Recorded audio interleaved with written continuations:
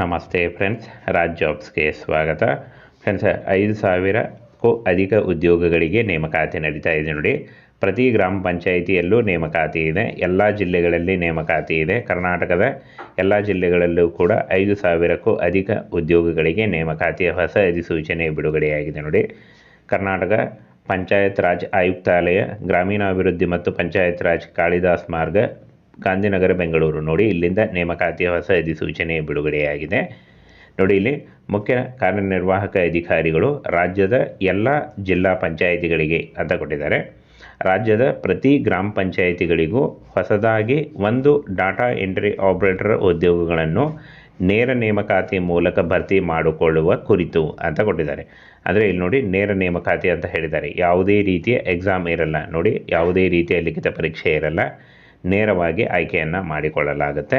ಹಾಗೆ ಈ ರೀತಿಯಾಗಿ ಒಂದು ನೋಟಿಫಿಕೇಷನ್ನ ಬಿಡುಗಡೆ ಮಾಡಿದ್ದಾರೆ. ಅಂದರೆ ಇನ್ನು ಮುಂದುವರಿದು ಡಾಟಾ ಎಂಟ್ರಿ ಆಪರೇಟರ್ಗಳ ನೇರ ನೇಮಕಾತಿಗೆ ಸದರಿ ಹುದ್ದೆಗಳನ್ನು ಭರ್ತಿ ಮಾಡಲು ಜಿಲ್ಲೆಗೆ ಒಂದರಂತೆ, ಅಂದರೆ ಪ್ರತಿ ಜಿಲ್ಲೆಗೂ ಮತ್ತು ಪ್ರತಿ ಒಂದು ಏನು ಪಂಚಾಯತ್ ಇಲಾಖೆಗೆ, ಅಲ್ಲಿಂದ ಗ್ರಾಮ ಪಂಚಾಯಿತಿಗೆ, ಪ್ರತಿ ಗ್ರಾಮ ಪಂಚಾಯಿತಿಗಳಿಗೆ ಆಯ್ಕೆಯನ್ನು ಮಾಡಿಕೊಳ್ಳಲಾಗ್ತಾ ಇದೆ ಅಂತ ಹೇಳಿದ್ದಾರೆ ನೋಡಿ. ಇಲ್ಲಿ ಈ ರೀತಿಯಾಗಿ ಒಂದು ಆದೇಶದ ಪ್ರತಿಯನ್ನು ಬಿಡುಗಡೆ ಮಾಡಿದ್ದಾರೆ. ಬನ್ನಿ ಇದರ ಬಗ್ಗೆ ಒಂದೊಂದಾಗಿ ಮಾಹಿತಿಯನ್ನು ತಿಳಿಸ್ಕೊಡ್ತೀನಿ. ಇಲ್ಲಿ ಕಾಣಿಸ್ತಾ ಇದೆ ನೋಡಿ, ಗ್ರಾಮ ಪಂಚಾಯಿತಿಗೆ ಒಬ್ಬರಂತೆ ರಾಜ್ಯಾದ್ಯಂತ ಒಟ್ಟು ಸುಮಾರು 5,980 ಹುದ್ದೆಗಳಿಗೆ, ಈ ಒಂದು 5,980 ಬೃಹತ್ ಹುದ್ದೆಗಳಿಗೆ ಡಾಟಾ ಎಂಟ್ರಿ ಆಪರೇಟರ್ ಉದ್ಯೋಗಗಳಿಗೆ ನೇಮಕಾತಿ ನಡೀತಾ ಇದೆ. ಆಯುಕ್ತರು ಕರ್ನಾಟಕ ಪಂಚಾಯತ್ ರಾಜ್ ಇಲಾಖೆಯಿಂದ ನೇಮಕಾತಿಯ ಹೊಸ ಅಧಿಸೂಚನೆ ಆಗಿರುತ್ತೆ ನೋಡಿ. ಇನ್ನು ಫ್ರೆಂಡ್ಸ್, ಇಲ್ಲಿ ನೋಡಿ, ರಾಜ್ಯದ ಪ್ರತಿಯೊಂದು ಗ್ರಾಮ ಪಂಚಾಯಿತಿಯಲ್ಲಿ ಡಾಟಾ ಎಂಟ್ರಿ ಆಪರೇಟರ್ ನೇಮಕಾತಿ ಮಾಡಿಕೊಳ್ಳಲು ಪಂಚಾಯತ್ ರಾಜ್ ಆಯುಕ್ತಾಲಯದಿಂದ ಆದೇಶ ಹೊರಬಿದ್ದಿದೆ. ಕಳೆದ ಅಕ್ಟೋಬರ್ 21ರಂದು ಕರ್ನಾಟಕ ಪಂಚಾಯತ್ ರಾಜ್ ಆಯುಕ್ತಾಲಯವು ಈ ಅಧಿಕೃತ ಆದೇಶವನ್ನು ಹೊರಡಿಸಲಾಗಿದೆ ಅಂತ ಹೇಳಿದ್ದಾರೆ. ಹಾಗೇನ ಫ್ರೆಂಡ್ಸ್ ನೋಡಿ, ಈ ರೀತಿಯಾಗಿ ಒಂದು ನೋಟಿಫಿಕೇಷನ್ನ ಬಿಡುಗಡೆ ಮಾಡಿದ್ದಾರೆ. ಒಂದು ಡಾಟಾ ಎಂಟ್ರಿ ಆಪರೇಟರ್ ಹುದ್ದೆಗಳಿಗೆ ನೋಟಿಫಿಕೇಷನ್ನ ಬಿಡುಗಡೆ ಮಾಡಿದ್ದಾರೆ. ಇನ್ನು ಸದರಿ ಆದೇಶದ ಅನ್ವಯ ಡಾಟಾ ಎಂಟ್ರಿ ಆಪರೇಟರ್ಗಳಿಗೆ ನೇಮಕಾತಿ ಮಾಡಿಕೊಳ್ಳಲು ಆಯಾ ಜಿಲ್ಲೆಯನ್ನು ಒಂದು ಜ್ಯೇಷ್ಠತಾ ಘಟಕ ಎಂದು ಪರಿಗಣಿಸಿ ಜಿಲ್ಲಾ ಮಟ್ಟದಲ್ಲಿ ಜಿಲ್ಲಾ ಪಂಚಾಯತ್ ಮುಖ್ಯ ಕಾರ್ಯನಿರ್ವಾಹಕ ಅಧಿಕಾರಿಗಳು, ಅಂದರೆ ಚೀಫ್ ಎಕ್ಸಿಕ್ಯೂಟಿವ್ ಆಫೀಸರ್, ಜಿಲ್ಲಾ ಪಂಚಾಯತ್ ಅಧ್ಯಕ್ಷತೆಯ ಸಮಿತಿಯಲ್ಲಿ ಅಭ್ಯರ್ಥಿಗಳನ್ನು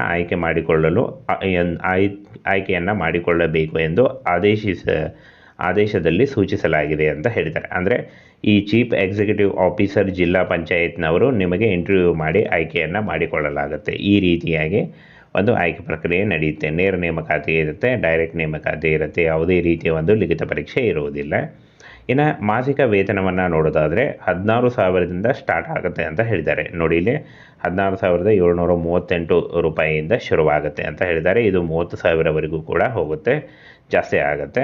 ಹಾಗೇನ ಫ್ರೆಂಡ್ಸ್, ಇಲ್ಲಿ ನೋಡಿ, ಆಯ್ಕೆಯಾದ ಅಭ್ಯರ್ಥಿಗಳಿಗೆ ಸದರಿ ವೇತನವನ್ನು ಬಾಪೂಜಿ ಸೇವಾ ಕೇಂದ್ರದಲ್ಲಿ ಸಂಗ್ರಹವಾಗುವ ಹಣದಿಂದ ಪಾವತಿ ಮಾಡಬೇಕು ಎಂದು ಪಂಚಾಯತ್ ರಾಜ್ ಆಯುಕ್ತಾಲಯ ಆಯುಕ್ತರು ಸೂಚನೆ ನೀಡಿದ್ದಾರೆ ಅಂತ ಹೇಳಿದ್ದಾರೆ. ಹಾಗೆ ಇನ್ನು ವಿದ್ಯಾರ್ಹತೆ ಏನಿರಬೇಕು ಅಂತ ನೋಡೋದಾದರೆ, ಈ ಒಂದು ಹುದ್ದೆಗಳಿಗೆ ಅರ್ಜಿ ಸಲ್ಲಿಸುವಂಥ ಅಭ್ಯರ್ಥಿಗಳಿಗೆ PUC ಮತ್ತು ತತ್ಸಮಾನ ಅಂದರೆ ಡಿಗ್ರಿ ಆಗಿರಬೇಕು ಅಂತ ಹೇಳಿದ್ದಾರೆ. PUC ಆದಂಥ ಅಭ್ಯರ್ಥಿಗಳು ಕೂಡ ಅರ್ಜಿಗಳನ್ನು ಸಲ್ಲಿಸಬಹುದು. ಇನ್ನು ಯಾವುದೇ ಡಿಗ್ರಿ ಮಾಡಿದಂಥ ಅಭ್ಯರ್ಥಿಗಳು ಕೂಡ ಅರ್ಜಿಗಳನ್ನು ಸಲ್ಲಿಸಬಹುದು. ಯಾವುದೇ ಡಿಗ್ರಿ ಕೇಳಿದ್ದಾರೆ ನೋಡಿ, ಯಾವುದೇ ಡಿಗ್ರಿಯನ್ನು ಮಾಡಿದಂಥ ಅಭ್ಯರ್ಥಿಗಳು ಕೂಡ ಅರ್ಜಿಗಳನ್ನು ಸಲ್ಲಿಸಬಹುದು. ಇನ್ನು ಒಂದು ಕ್ರೈಟೇರಿಯಾ ಇದೆ ನೋಡಿ, ಇದಕ್ಕೆ ಕನಿಷ್ಠ 3 ತಿಂಗಳ ಕಂಪ್ಯೂಟರ್ ತರಬೇತಿ ಬೇಕು ಅಂತ ಹೇಳಿದ್ದಾರೆ. 3 ತಿಂಗಳ ನೀವು ಒಂದು ಬೇಸಿಕ್ ಕಂಪ್ಯೂಟರ್ ನಾಲೆಜ್ ಮಾಡಿದಂಥ ಟ್ರೈನಿಂಗ್ ಮಾಡಿದ್ರು ಅದರ ಒಂದು ಕಂಪ್ಯೂಟರ್ ಸರ್ಟಿಫಿಕೇಟನ್ನು ಬೇಕು ಅಂತ ಹೇಳಿದ್ದಾರೆ. ಕಂಪ್ಯೂಟರ್ ಟ್ರೈನಿಂಗ್ ಪಡೆದಿರಬೇಕು, 3 ತಿಂಗಳ ಬೇಸಿಕ್ ಟ್ರೈನಿಂಗ್ ಮಾಡಿದರೂ ಕೂಡ ಅದರದ್ದು ಒಂದು ಸರ್ಟಿಫಿಕೇಟ್ ಬೇಕು ಅಂತ ಹೇಳಿದ್ದಾರೆ ನೋಡಿ. ಇದು ಕಂಪಲ್ಸರಿ ಆಗಿದೆ ನೋಡಿ. ಇದನ್ನು ಇನ್ಫಾರ್ಮೇಷನ್ನ ಒಂದು ನೋಡ್ಕೊಳ್ಳಿ, ಕಂಪಲ್ಸರಿ ಇದೆ ಇದು. ಹಾಗೇನ ವಯೋಮಿತಿಯನ್ನು ನೋಡೋದಾದರೆ ಫ್ರೆಂಡ್ಸ್, 18ರಿಂದ 30 ವರ್ಷದ ಒಳಗಿನವರು ಅರ್ಜಿಗಳನ್ನು ಸಲ್ಲಿಸಬಹುದು ಅಂತ ಹೇಳಿದ್ದಾರೆ ನೋಡಿ. ಕನಿಷ್ಠ 18ರಿಂದ 30 ವರ್ಷದ ಒಳಗಿನವರು ಅರ್ಜಿಗಳನ್ನು ಸಲ್ಲಿಸಬಹುದು. ಇನ್ನು ಆಯ್ಕೆ ಪ್ರಕ್ರಿಯೆ CEO ನೋಡಿ, ಪಂಚಾಯತ್ ಮುಖ್ಯ ಕಾರ್ಯನಿರ್ವಾಹಕ ಅಧ್ಯಕ್ಷರ ಒಂದು ಅಡಿಯಲ್ಲಿ ನಿಮಗೆ ಆಯ್ಕೆಯನ್ನು ಮಾಡಿಕೊಳ್ಳಲಾಗುತ್ತೆ. ಹಾಗೂ ವಿದ್ಯಾರ್ಹತೆಯಲ್ಲಿ ಅಭ್ಯರ್ಥಿಗಳು ಗಳಿಸಿದ ಅಂಕದ ಆಧಾರದ ಮೇಲೆ ಕೂಡ ಆಯ್ಕೆಯನ್ನು ನಡೆಯುತ್ತೆ ಅಂತ ಹೇಳಿದ್ದಾರೆ. ವಿದ್ಯಾರ್ಹತೆಯಲ್ಲಿ ಗಳಿಸಿದ ಅಂಕೆಗಳು ಮತ್ತು ನಿಮಗೆ CEOಗಳು ಇಂಟರ್ವ್ಯೂ ತಗೋತಾರೆ ಅಂತ ಹೇಳಿದ್ದಾರೆ ನೋಡಿ. ಎರಡೂ ಪ್ರಕಾರವಾಗಿ ಆಯ್ಕೆಯನ್ನು ಮಾಡಿಕೊಳ್ಳಲಾಗುತ್ತೆ.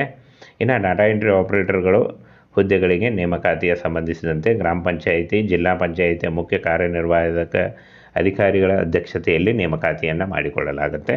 ಈ ಸಂದರ್ಭದಲ್ಲಿ ಈಗಾಗಲೇ ಗುತ್ತಿಗೆ ಆಧಾರದ ಮೇಲೆ ಕಾರ್ಯನಿರ್ವಹಿಸುತ್ತಿರುವ ಡಾಟಾ ಎಂಟ್ರಿ ಆಪರೇಟರ್ಗಳಿಗೆ ಮೊದಲ ಆದ್ಯತೆ ನೀಡಬೇಕು ಎಂಬ ಆಗ್ರಹ ಕೇಳಿ ಬರ್ತಾ ಇದೆ ಅಂತ ಹೇಳಿದ್ದಾರೆ.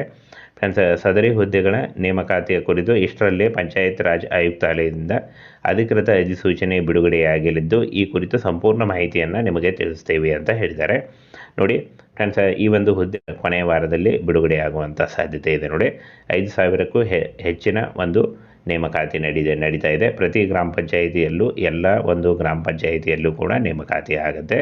ಫ್ರೆಂಡ್ಸ್, ಇದಿಷ್ಟು ಗ್ರಾಮ ಪಂಚಾಯಿತಿಯಿಂದ ನೇಮಕಾತಿಯ ಒಂದು ಹೊಸ ಅಧಿಸೂಚನೆ ಬಗ್ಗೆ ಇನ್ಫಾರ್ಮೇಷನ್ ಆಗಿತ್ತು.